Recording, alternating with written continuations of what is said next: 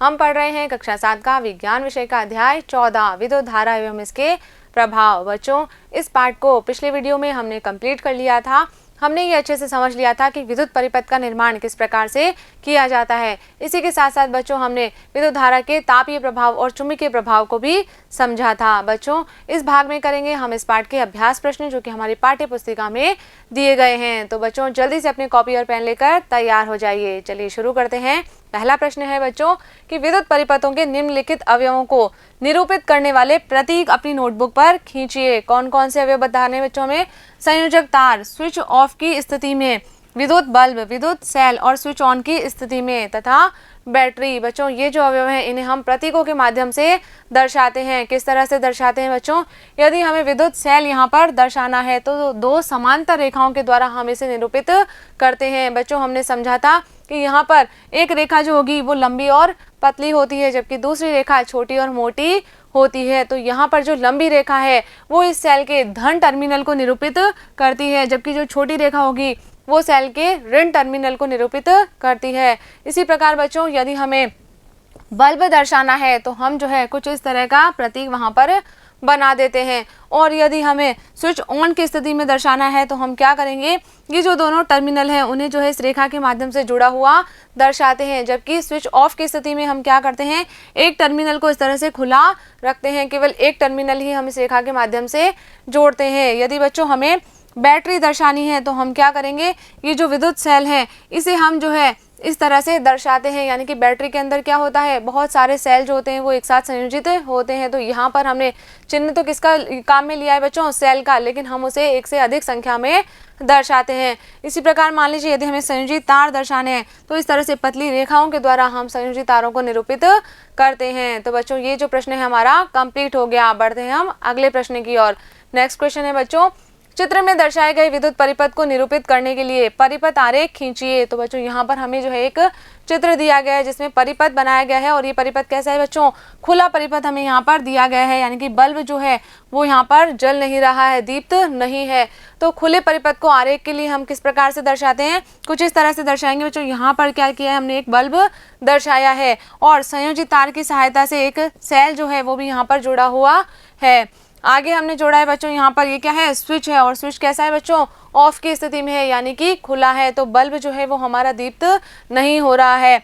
और इस और भी हमने क्या कर रखा है बच्चों? संयोजित तार यहाँ पर जोड़ रखे हैं। तो इस तरह से हम जो है इस परिपथ का आरेख यहाँ पर बना सकते हैं। चलिए आगे बढ़ते हैं। अगला प्रश्न है, चित्र में 4 सेल दिखाए गए हैं। रेखाएं खींचकर यह निर्दिष्ट कीजिए कि 4 सेलों के टर्मिनलों को तारों द्वारा संयोजित करके आप बैटरी कैसे बनाएंगे। तो बच्चों हमने पढ़ा था कि बैटरी क्या होती है? एक से अधिक सेलों का संयोजन होती है। और हमने ये भी समझा था कि जब कभी भी हमें बैटरी के अंदर सेलों का संयोजन करना है तो हम क्या करेंगे? एक सेल के धन टर्मिनल को दूसरे सेल के ऋण टर्मिनल से संयोजित करेंगे। तो यहाँ पर कैसे बनाएंगे बच्चों हम? कि ये जो सेल है इसका ऋण टर्मिनल जो है उसे हम दूसरे सेल के धन टर्मिनल से जोड़ते हैं। इसके अलावा बच्चों इसका जो ऋण टर्मिनल है उसे हम आगे क्या कर देंगे? वापस से धन टर्मिनल से जोड़ देंगे, और जो इसका वापस से ऋण टर्मिनल है उसे हम दूसरे सेल के धन टर्मिनल से जोड़ देते हैं। तो इस तरह से हम बैटरी का निर्माण यहाँ पर कर सकते हैं। चलिए आगे बढ़ते हैं।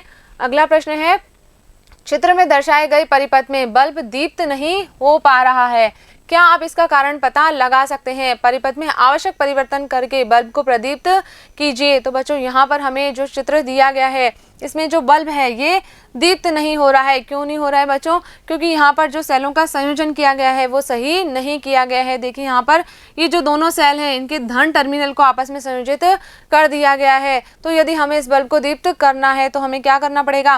कि ये जो सेल है इसकी दिशा जो है वो हमें बदलनी पड़ेगी, यानी कि इस सेल का जो ऋण टर्मिनल है उसे इस दूसरे सेल के धन टर्मिनल से जोड़ना पड़ेगा। तभी क्या होगा बच्चों? हमारा जो बल्ब है वो दीप्त हो पाएगा। चलिए आगे बढ़ते हैं। अगला प्रश्न है, विद्युत धारा के किन्हीं 2 प्रभावों के नाम लिखिए। तो बच्चों अभी जब हमने पाठ पढ़ा था तो हमने 2 प्रभावों की बात यहाँ पर की थी। कौन कौन से प्रभाव थे? विद्युत धारा का तापीय प्रभाव और दूसरा था विद्युत धारा का चुंबकीय प्रभाव। तो ये दोनों किसके प्रभाव हैं? विद्युत धारा के प्रभाव हैं। चलिए आगे बढ़ते हैं। नेक्स्ट क्वेश्चन है, जब किसी तार से धारा प्रवाहित करने के लिए स्विच को ऑन करते हैं तो तार के निकट रखी चुंबकीय सुई अपनी उत्तर दक्षिण स्थिति से विक्षेपित हो जाती है। स्पष्ट कीजिए। तो बच्चों जब कभी भी हमने क्या किया, स्विच ऑन किया है तो तार का परिपथ पूरा हो गया है और उसमें विद्युत धारा प्रवाहित हो गई है, तो उस विद्युत धारा के चुंबकीय प्रभाव के कारण क्या होता है, चुंबकीय सुई विक्षेपित हो जाती है। तो क्या लिखेंगे बच्चों हम यहाँ पर कि जब किसी तार से धारा प्रवाहित करने के लिए स्विच को ऑन करते हैं तो तार के निकट रखी चुंबकीय सुई अपनी उत्तर दक्षिण स्थिति से विक्षेपित हो जाती है। क्यों होती है? क्योंकि तार में विद्युत धारा प्रवाहित होने पर वह विद्युत धारा के चुंबकीय प्रभाव के कारण चुंबक की भांति व्यवहार करने लगता है और इसी के कारण क्या होता है, चुंबकीय सुई विक्षेपित हो जाती है। चलिए आगे बढ़ते हैं।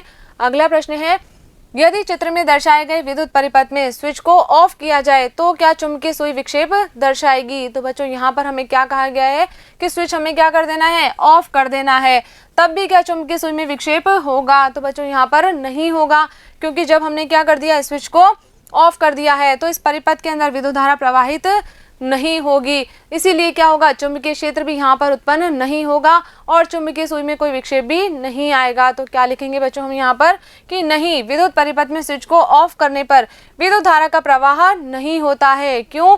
क्योंकि विद्युत धारा की अनुपस्थिति के कारण चुंबकीय क्षेत्र उत्पन्न नहीं होता है और इसीलिए चुंबकीय सुई भी विक्षेपित नहीं होती है। यानी कि जब हमने स्विच को ऑफ कर दिया है तो विद्युत धारा प्रवाहित नहीं होगी और चुंबकीय सुई भी विक्षेपित नहीं होगी। चलिए आगे बढ़ते हैं।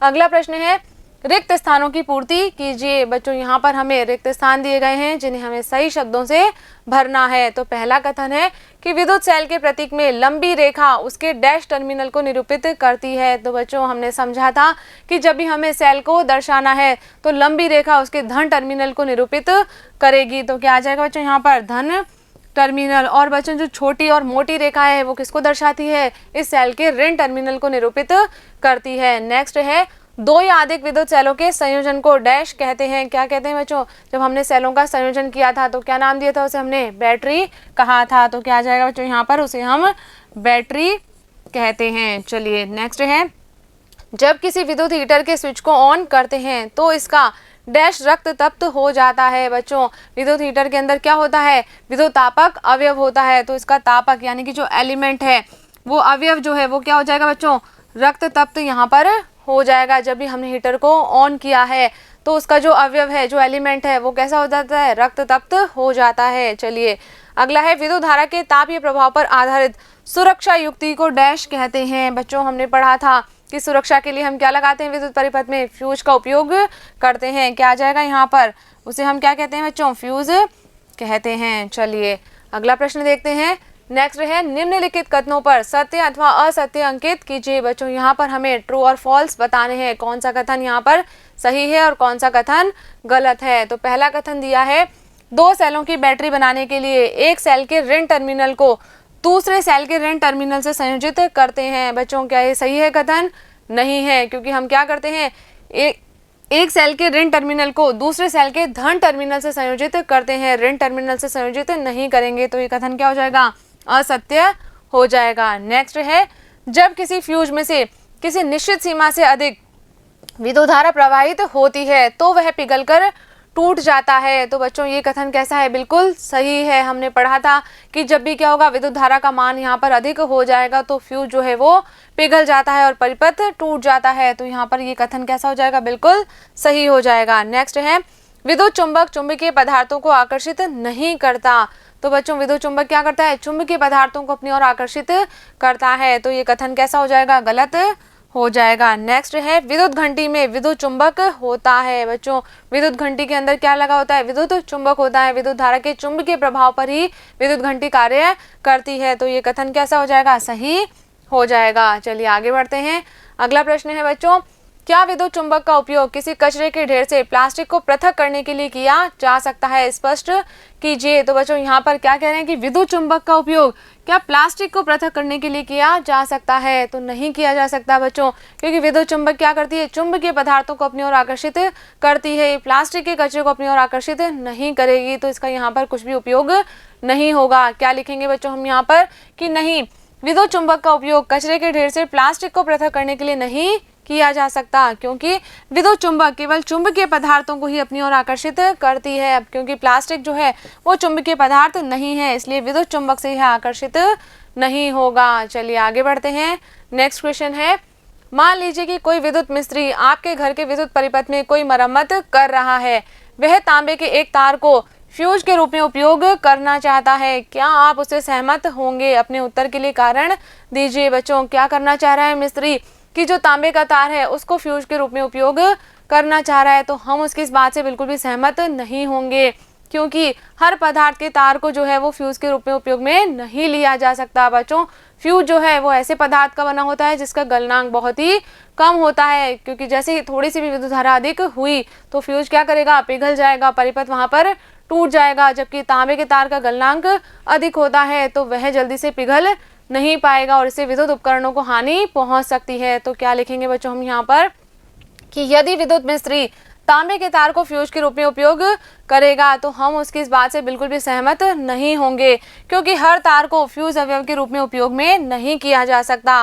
फ्यूज में क्या होता है बच्चों, जब भी सुरक्षा सीमा से अधिक विद्युत धारा प्रवाहित होगी तो वह शीघ्र पिघल जाता है, क्योंकि इसका गलनांक कैसा होता है, बहुत ही कम होता है, निम्न होता है। और यदि मान लीजिए हमने तांबे के तार को उपयोग में लिया तो इसका गलनांक कैसा होता है, बहुत अधिक होता है और यह पिघलेगा नहीं, और अधिक विद्युत धारा जो है वो हमारे विद्युत उपकरणों तक पहुंच जाएगी और विद्युत उपकरण खराब हो सकते हैं। चलिए आगे बढ़ते हैं।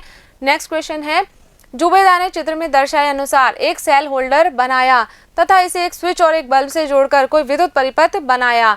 जब उसने स्विच को ऑन की स्थिति में किया तो बल्ब दीप्त नहीं हुआ। परिपथ में संभावित दोष को पहचानने में जुबेदा की सहायता कीजिए। बच्चों, उसने क्या किया है, उसने एक सेल होल्डर बनाया है, तो इस तरह से एक सेल होल्डर का निर्माण यहाँ पर किया और जब इससे उसने क्या किया, एक बल्ब जोड़ा और परिपथ को पूरा किया, तब भी बल्ब जो है वो दीप्त नहीं हो रहा था। तो इसके कुछ कारण हो सकते हैं। क्या क्या कारण हो सकते हैं बच्चों, कि हो सकता है कि जो रबड़ बैंड दोनों सेलों को जोड़ने के लिए इस्तेमाल किया है उसने उसे कसकर नहीं लगाया है। हमने जब सेल होल्डर बनाया था तब भी हमने ये बात समझी थी कि जो दोनों ओर पत्तियां लगी हुई है उन्हें जो है कसकर हमें रबड़ की सहायता से कस देना है, क्योंकि क्या होगा, जब ही सेल जो है वो हमारे एक दूसरे के आसपास रहेंगे, वरना सेल क्या होंगे, दूर हो जाएंगे तो परिपथ हमारा पूरा नहीं हो पाएगा। इसके अलावा क्या हो सकता है बच्चों, कि जो सेल के टर्मिनल हैं उसे उसने सही ढंग से नहीं जोड़ा हो सकता है कि एक सेल के धन टर्मिनल को दूसरे सेल के धन टर्मिनल से या एक सेल के ऋण टर्मिनल को दूसरे सेल के ऋण टर्मिनल से ही जोड़ दिया हो। इसके अलावा बच्चों ये भी हो सकता है कि तारों के संयोजन जो हैं वो ढीले हो गए हों या फिर जो सेल उसने उपयोग में लिए हैं वो दुर्बल हो गए हों। और बच्चों एक कारण ये भी हो सकता है कि जो बल्ब उसने इस्तेमाल किया है वो बल्ब खराब हो गया हो, यानी कि फ्यूज हो गया हो। तो ये जो है कुछ संभावित कारण हो सकते हैं जिसकी वजह से क्या हो रहा है, बल्ब दीप्त नहीं हो पा रहा है। चलिए आगे बढ़ते हैं।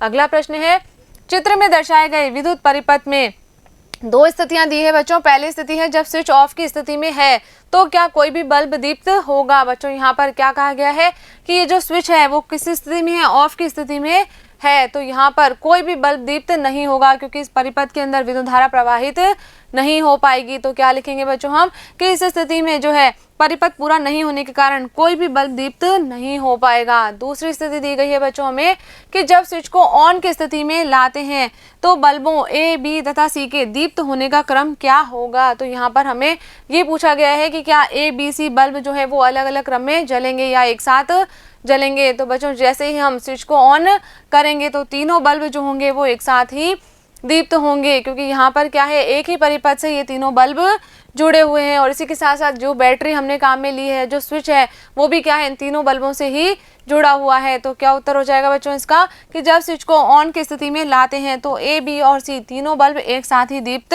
होंगे, क्योंकि तीनों एक ही बैटरी और एक ही स्विच से जुड़े हैं, यानी कि इनका परिपथ क्या है, एक ही है, तो एक साथ ही तीनों बल्ब दीप्त हो जाएंगे। तो बच्चों यहाँ पर हमारे अभ्यास प्रश्न कंप्लीट होते हैं। मुझे उम्मीद है कि इन अभ्यास प्रश्नों को आपने अच्छे से समझा होगा और अपनी कॉपी में नोट भी कर लिया होगा। तो बच्चों मिलेंगे हम अगले वीडियो में अगले पार्ट के साथ। तब तक आप पढ़ते रहिए, आगे बढ़ते रहिए। धन्यवाद।